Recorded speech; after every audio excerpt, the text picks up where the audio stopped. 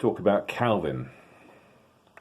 On the 18th of October 1534, a month before Henry VIII invented the Anglican Church, his French counterpart, King Francis I, saw a poster attacking the Catholic Mass.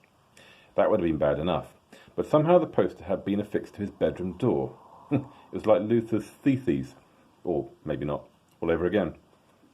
He immediately investigated and found that these posters were all over Paris. Mon Dieu, he exclaimed, Zut alors, sacré bleu, Gérard Depardieu, and other Gallic sayings. There was a clampdown. Some 35 suspected Protestants were executed as part of the purge. Some, though, managed to flee, among them a 25-year-old lawyer called Jean Calvin. 1509-64. He went to Basel, which was a Swiss reformed city. There he wrote his Institutes of the Christian Religion, a kind of primer in the basics of Protestantism. Well, I say wrote. He started writing. Over the next 20 years he continually added to it, so much so that by the time he'd finished, Calvin's Institutes was 14 times the length of the Bible.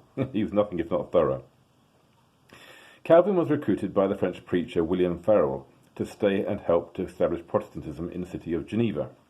He proposed major reforms. Communion was to be monthly instead of annually as before. A network of overseers, was to monitor the population. The evildoers, the immoral, slackers, those who do not belong to Jesus, would be identified and sent to the naughty corner, or be excluded from communion and ostracized until they mended their ways. At any rate, everyone had to sign up to a new reformed creed.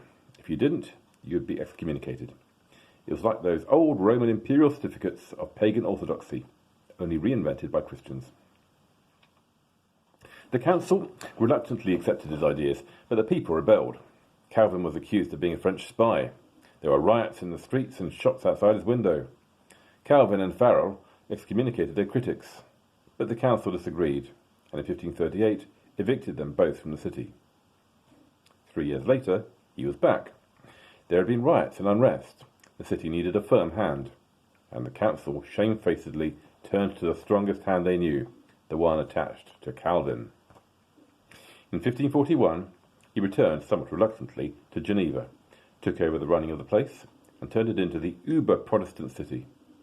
The church was reorganized along what Calvin believed to be a New Testament model. Churches were stripped of all their decoration. Psalms were sung, but nothing like Luther's hymns. He also shut down all the pubs and banned dancing, theatre, and fashionable trousers. It became illegal to give your child a name that was not in the Bible.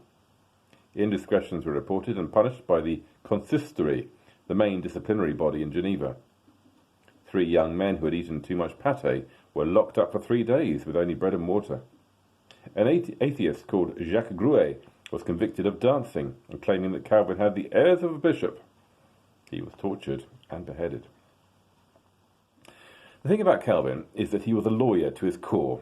That is, I think, what makes him fundamentally such an unlikable and cold human being.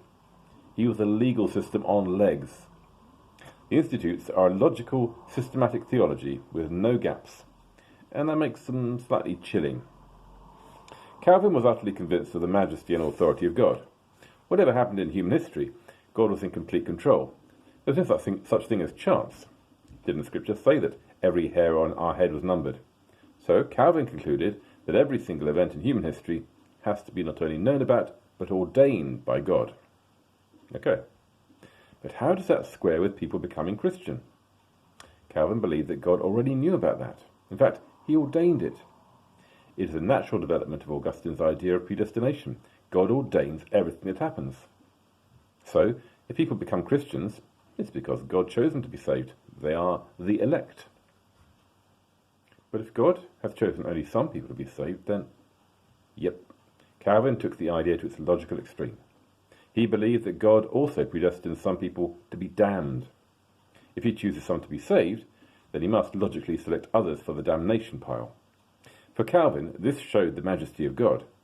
But then, Calvin was in the elect. He was saved, no doubt about that, matey. For others, this is a big problem with a rigid form of predestination.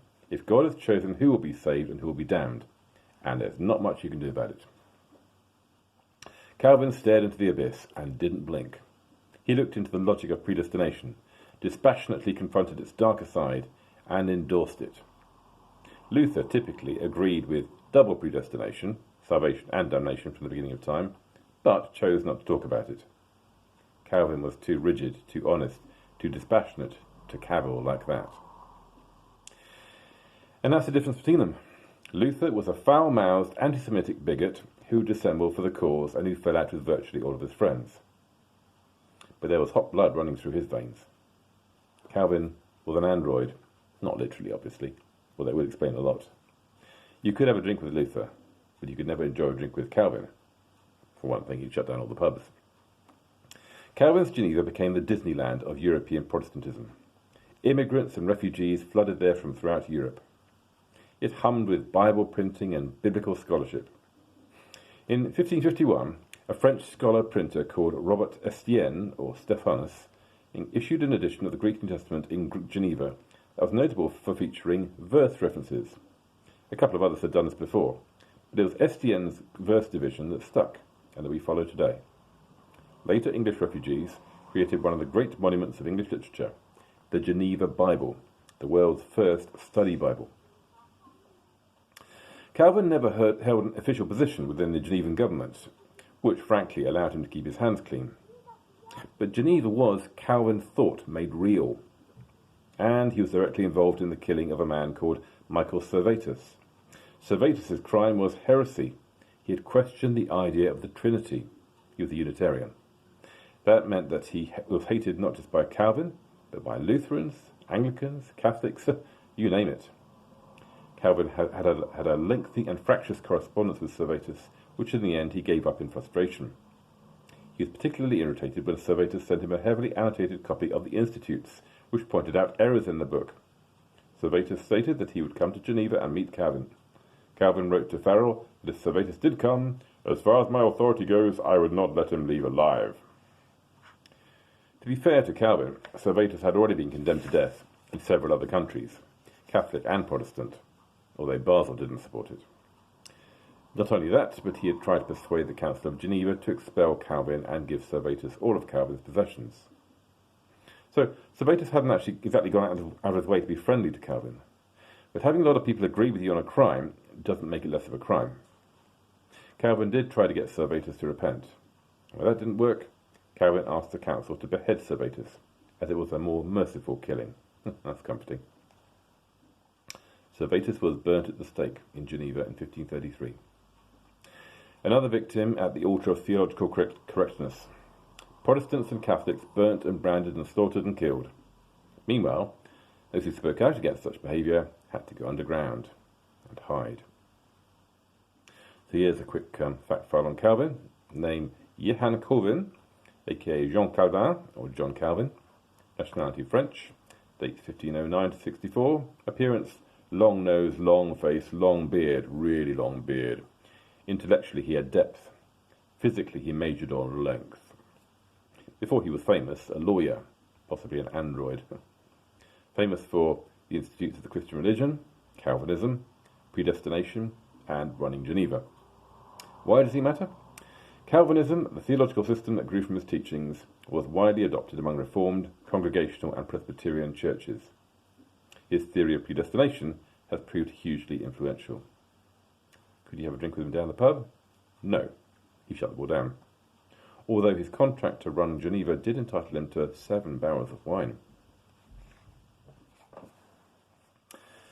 The X-Men. For nearly 20 years, the Catholic Church had been losing ground, both metaphorically and literally, for large chunks of territory had gone Protestant. It had to counter the Reformation with something. So it did, with the imaginatively named Counter-Reformation. Many Catholics agreed with the Protestants on one thing, the need for reform. They also followed the Protestants with an emphasis on the Word. Their view was that better teaching and preaching would counter the spread of Protestantism. What was needed was far deeper, more personal faith. Perhaps the most famous example of this is found in the work of Ignatius of Loyola, 1491 to 1556. Badly wounded while serving as a soldier, he took to prayer and developed a kind of course book of Christian meditation called Spiritual Exercises, which used the imagination to help people move closer to God. Despite the close attentions of the Inquisition, who were never sure he was entirely orthodox, in 1534 he and his followers founded the Society of Jesus, aka the Jesuits. The next year, the Jesuits gained official recognition from the reform-minded Pope Paul III, helped by the fact that, along with the usual monastic vows, they added a vow of obedience to the Pope. The Pope encouraged other new orders intended to breathe new life into the Catholic Church.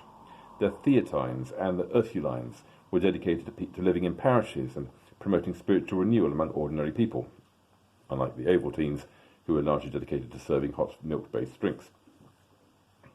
The Jesuits were dedicated to mission, and while Ignatius stayed in Europe, many of his disciples went far afield to spread the word.